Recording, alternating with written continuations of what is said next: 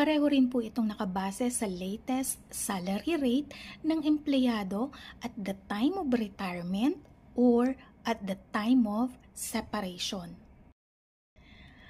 At parehong natatapos ang employment relationship ng employer at employee dito sa dalawang ito.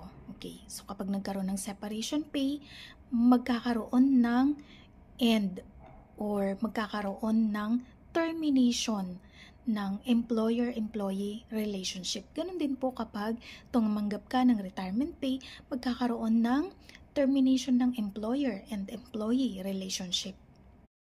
So dito na tayo sa pagkakaiba ng separation pay at retirement pay. Una sa computation. Sa computation ng separation pay, kasama dito yung mga regular allowances na tinatanggap ng empleyado. Okay, ano-ano itong regular allowances na to?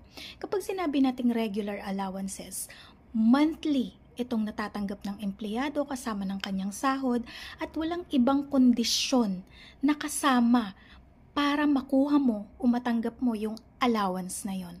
Halimbawa, transportation allowance. Nakukuha mo yun monthly at hindi mo kailangang mag-reimburse o magpresenta ng resibo for reimbursement. So, ibig sabihin, kapag hindi mo kailangang magpresenta ng resibo, walang kondisyon para makuha mo yung allowance na yun, regular allowance po ang tawag doon. Pero sa retirement pay, hindi po kasama ang COLA sa computation. Okay? So, yung basic daily rate lang po.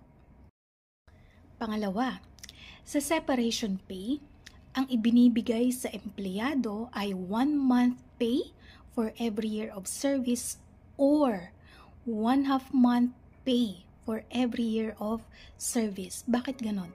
Depende po kasi kung ano yung reason ng separation. Okay? So, nakadepende yung computation ng separation pay sa kung ano yung reason ng separation ng empleyado sa kumpanya. Whereas, sa retirement pay po, although ginamit yung term na 1/2 month pay for every year of service, ang definition po ng 1/2 month sa retirement pay ay 22.5 days. So, bakit 22.5?